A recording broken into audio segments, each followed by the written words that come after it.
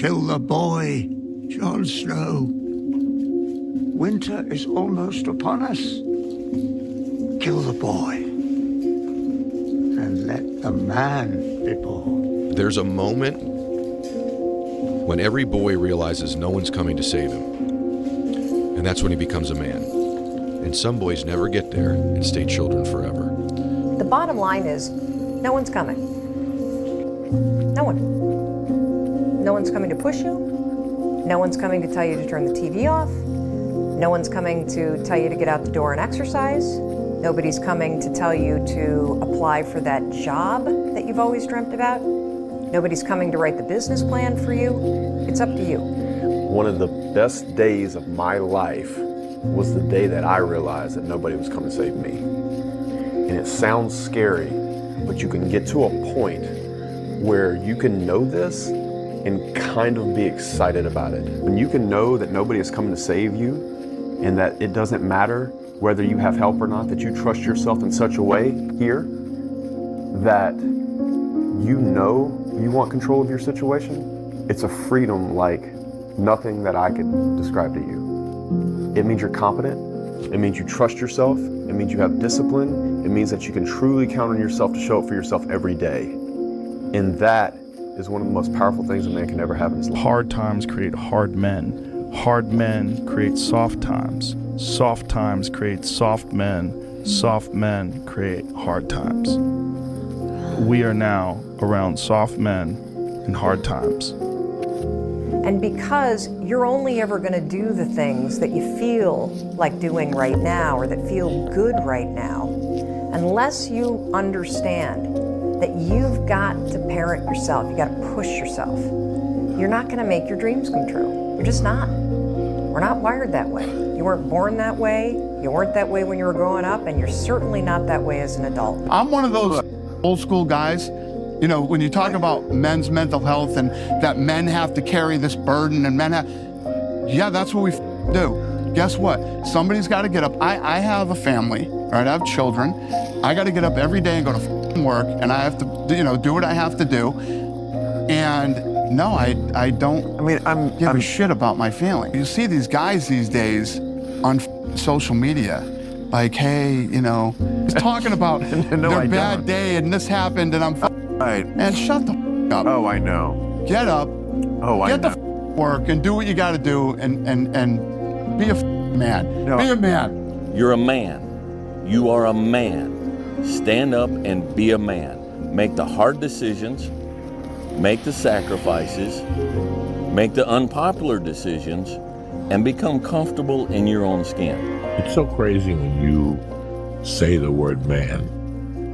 When you're 18, you think you're a man. But you walk around telling bitches I'm a man and shit. And I didn't become a man until I got off cocaine. When I was 44 years old, 45 years old, I became a man. I know for a fact there's a definition to a man, and that's to just be an all-around good guy, support his wife. Yeah. Provide. Be a good husband to your wife.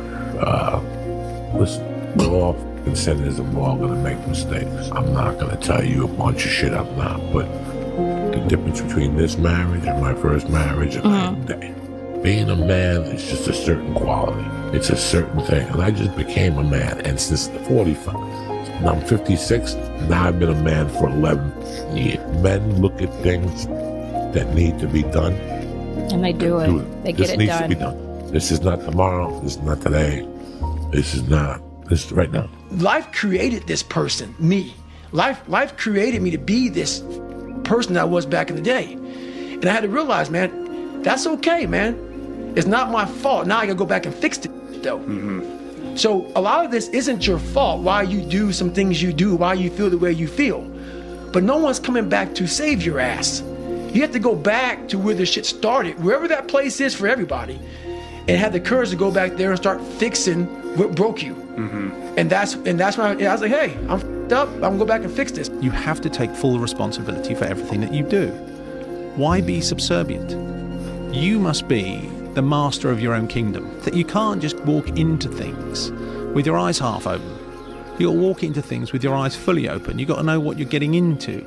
You have to take possession of your life. There needs to be some period in your day where you remember that there's a world out there trying to tell you who you are, and there's a world in here that's trying to tell you who you are.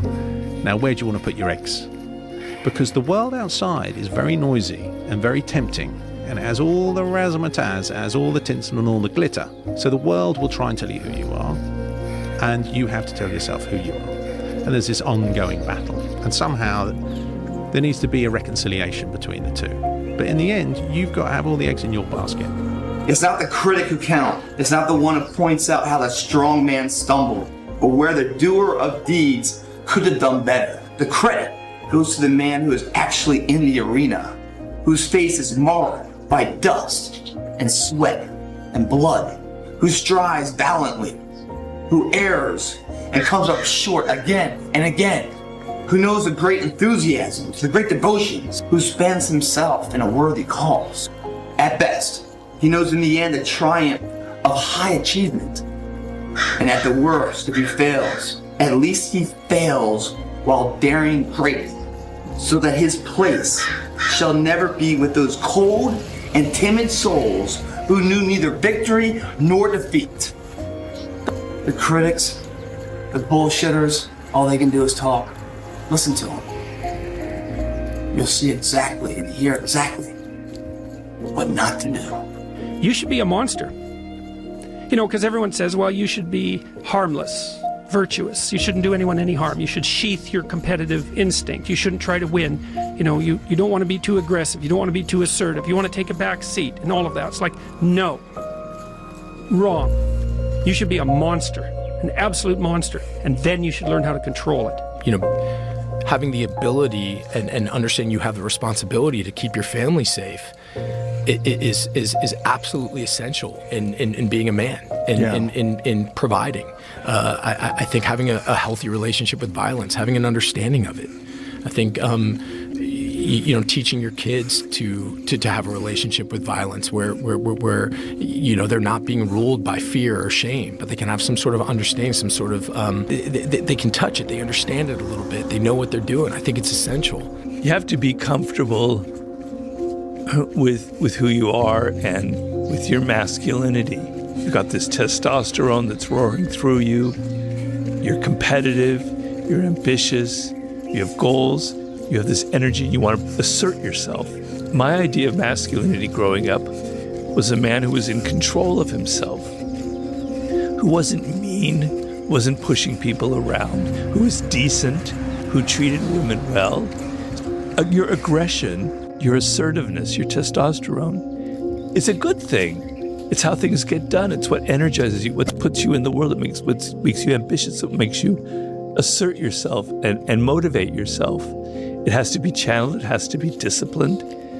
But you have to see, you know, we were talking about our people-pleasing things and how you reframe it. You have to see who you are and see the virtue in it and see the power in that.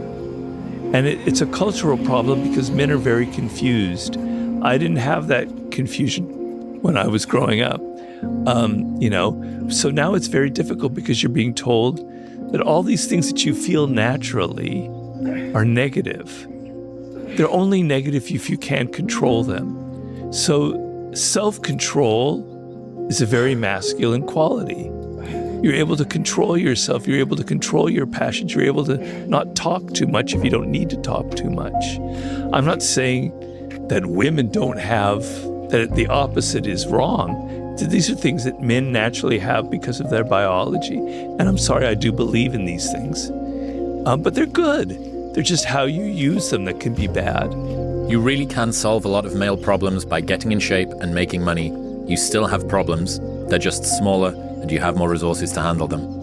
The world is there for the taking for anyone who can learn from their mistakes, do what they say they were going to do, and stick with it, even if it's not sexy. What used to make a man acceptable now makes you extraordinary.